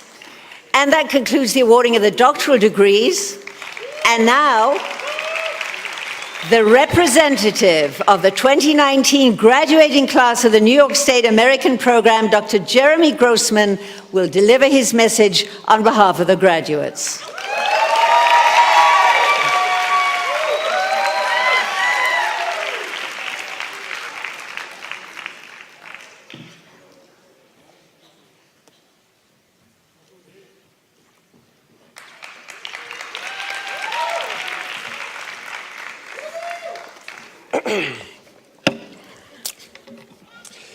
Good evening and shalom. My name is Jeremy Grossman. Many of you might be wondering how I came to be the one to address you all today.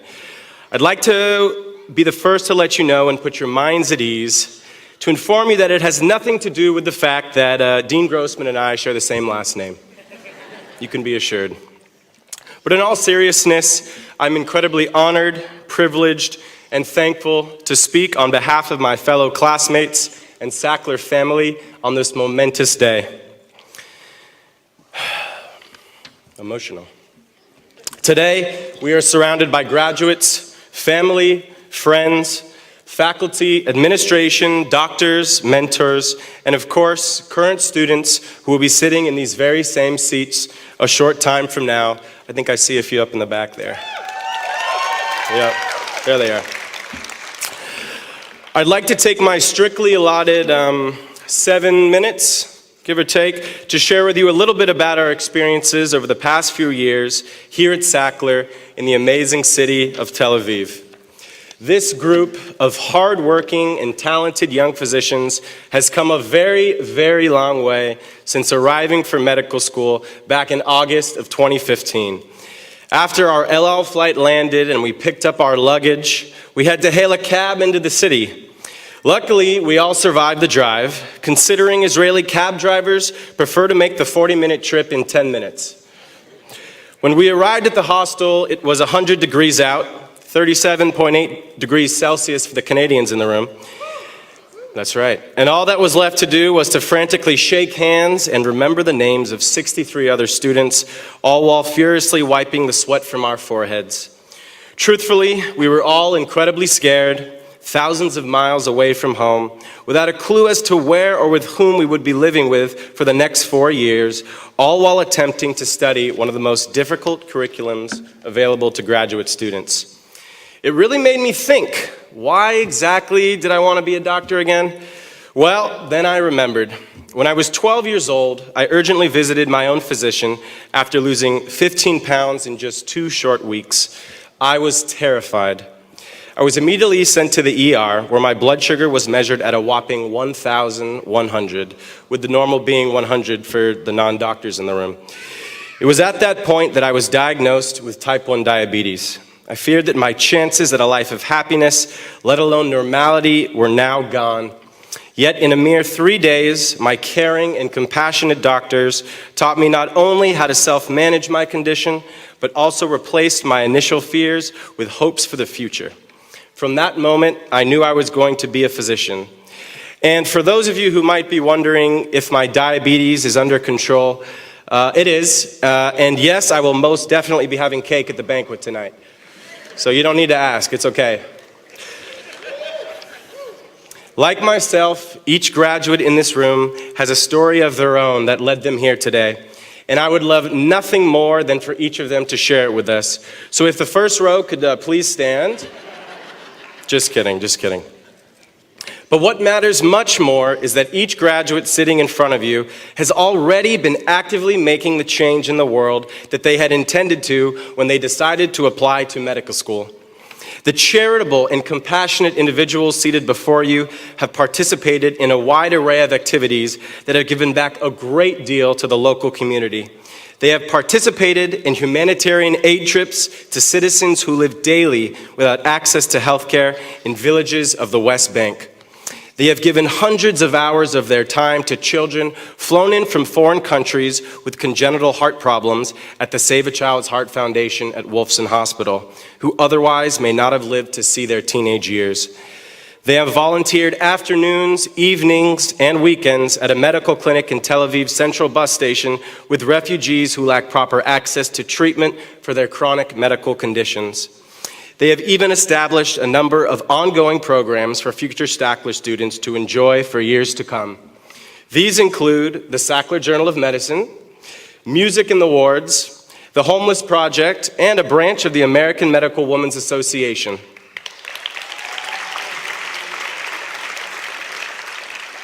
And of course, I would be remiss if I didn't mention the weekly soccer, basketball, and volleyball games. That's right. Even more inspiring is that these graduates have made history. And I know a few people have said it before me, but I'm proud to say that the class of 2019 is the first class in the entire 42-year history of the Sackler School of Medicine to have a 100% match rate to U.S. medical residencies.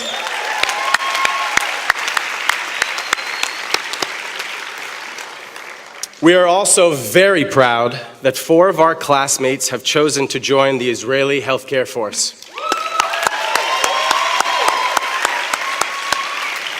This year, students matched at outstanding institutions in the fields of anesthesia, emergency medicine, family medicine, general surgery, internal medicine, neurology, obstetrics, gynecology, orthopedic surgery, pediatrics, med-peds, psychiatry, radiology, and urology.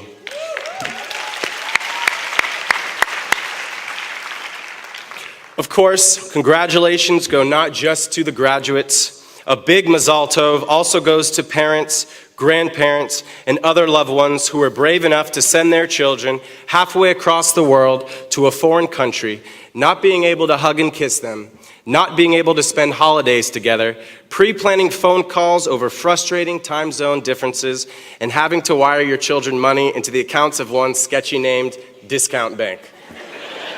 We all know it by now. Without you, none of us could have achieved what we have today, and we are forever grateful to you all.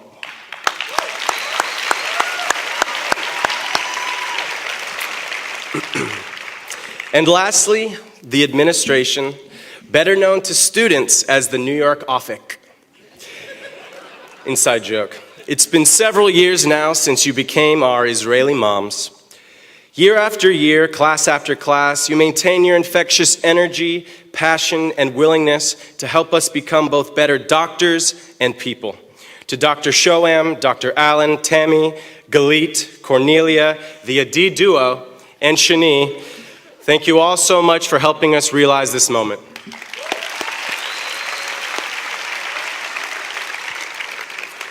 Today, we have not only become doctors, but we all now truly understand what it means to be Israeli. We can speak proficient Hebrew. Well, kind of. We can ask if you have kotzer neshima, shortness of breath, but we still have no clue what you said back to us. On the other hand, we have mastered the Israeli language of medicine and now use the correct pronunciation of words like pneumonia, rotsefin, cholangitis, and anamnesia. Was that okay? Still working on it. Thank you. We've even embraced the culture. We now understand that when we sit in a restaurant, it's absolutely normal for literally nobody to come and ask for your order. We've also learned that ice cubes are a privilege, not a right. We drink our cafe Americanos and eat hummus with our breakfast, lunch, and dinner. As true Israelis, we live and struggle without 2-day prime shipping from Amazon. But most importantly of all, we have had the absolute pleasure of living amongst the loving, sociable, innovative, and inspiring people of Israel. We are forever grateful to have learned from some of the most intelligent and competent physicians in the world, and to have the honor of carrying back what they have so graciously taught us to our own communities across the world. Thank you from the bottom of our hearts.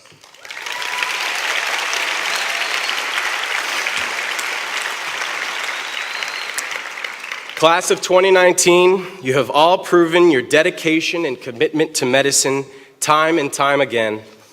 Already, you have invested in, from the top, 12 years of grade school, 4 years of a bachelor's degree, a post-bac for some, even a master's for others, Hours of shadowing doctors, years of research, endless lectures, late nights in the anatomy lab, peer tutoring sessions, clerkships, 7 a.m. blood draws, electives, sub-Is, long-haul flights, interview season, and countless nights studying on the 9th floor and beyond for NBME, shelves, and USMLE board exams.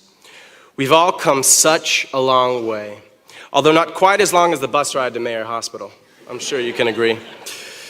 But before we all leave this room to enjoy the all-you-can-eat buffet, I'd like to end with a short story.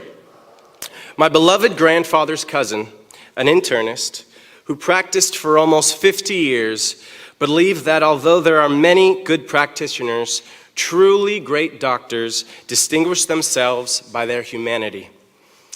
This humanity consists of kindness, grace, and overt signals to the patient that you are familiar with their plight and will energetically work to address their affliction.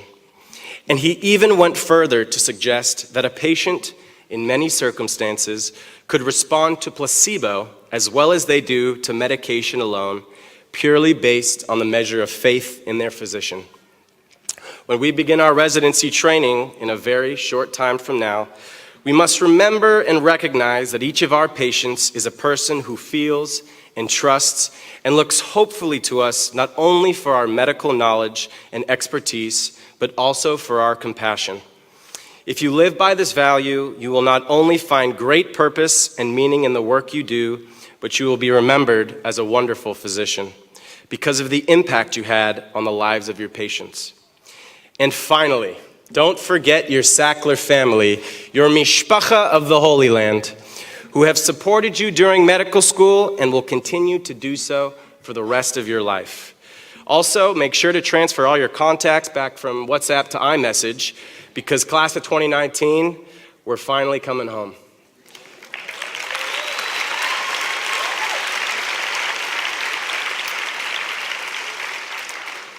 Be proud of what we have all accomplished and look brightly to the future at what we all will accomplish in the years to come.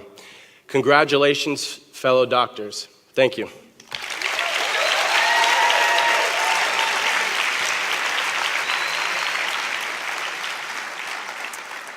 Thank you very much, Dr. Grossman.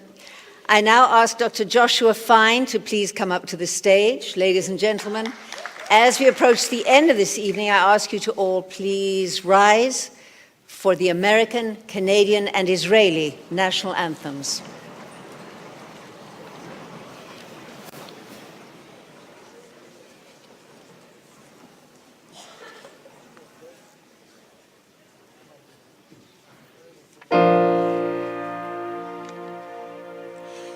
Oh, say, can you see by the dawn's early light what so proudly we hailed at the twilight's last gleaming, whose broad stripes and bright stars through the perilous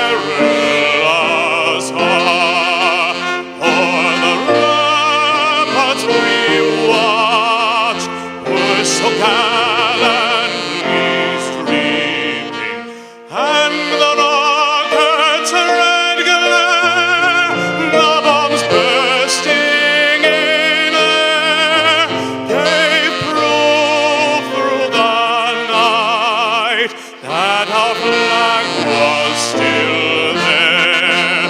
Oh, say does that star-spangled banner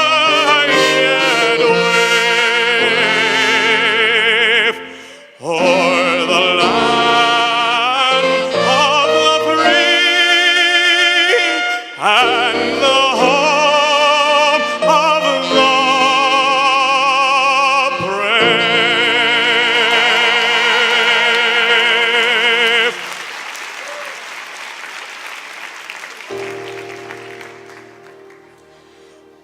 Oh, Canada, our home and native land, true patriot love.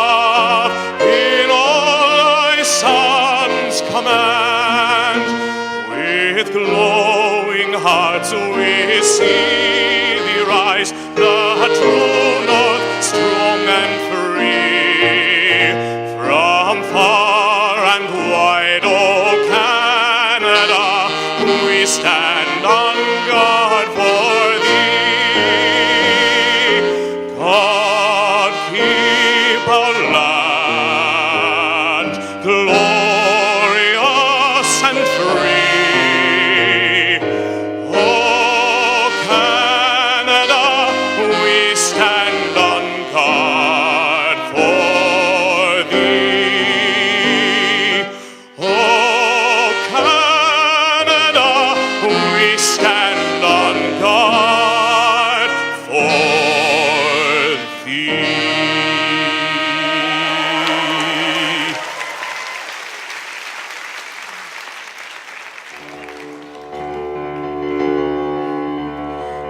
כל עוד בלבב פנימה, נפש יהודי הומייה, ולפת מזרח קדימה, עין לציון תופיע. עוד לא אבדה תקוותנו, התקווה בת שנות 2000, להיות עם חופשי בארצנו, ארץ ציון בירושלים. להיות עם חופשי בארצנו,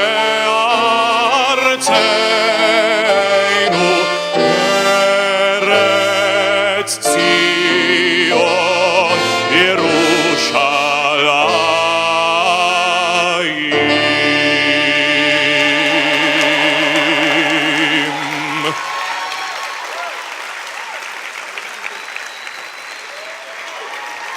Kindly be seated, everybody. Thank you so much, Dr. Fine, for that beautiful rendition. Ladies and gentlemen, as we approach the end of this very special evening, we have one more surprise for you. We have an announcement, and for that I'm going to have to ask Dr. Asaf Jacobs to please come up to the stage.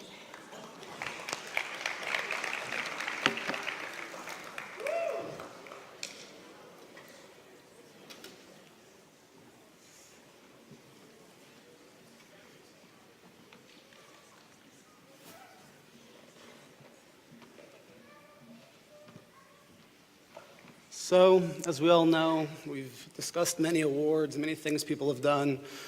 But at least I could speak for myself. Fourth year comes around, you're back, and most people just kind of chill.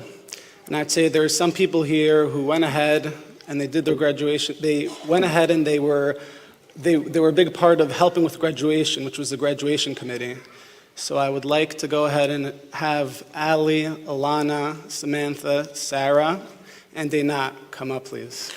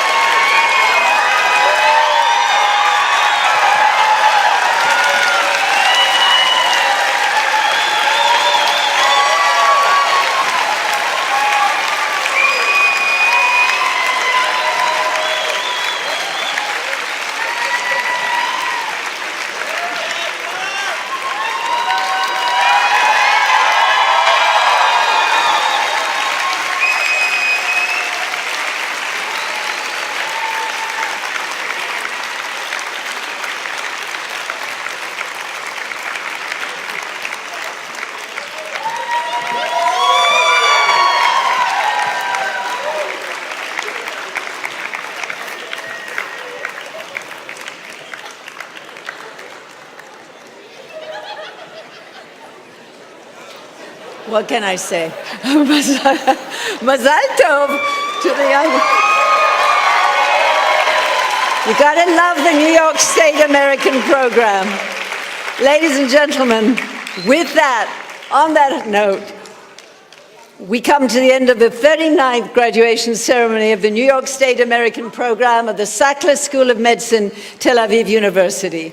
To the graduates from everyone in the New York State American program, congratulations, Mazal Tov. You may now throw your caps in the air.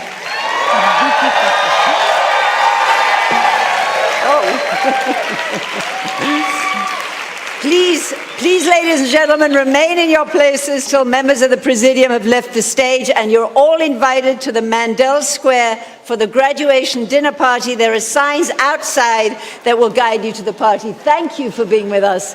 Good night.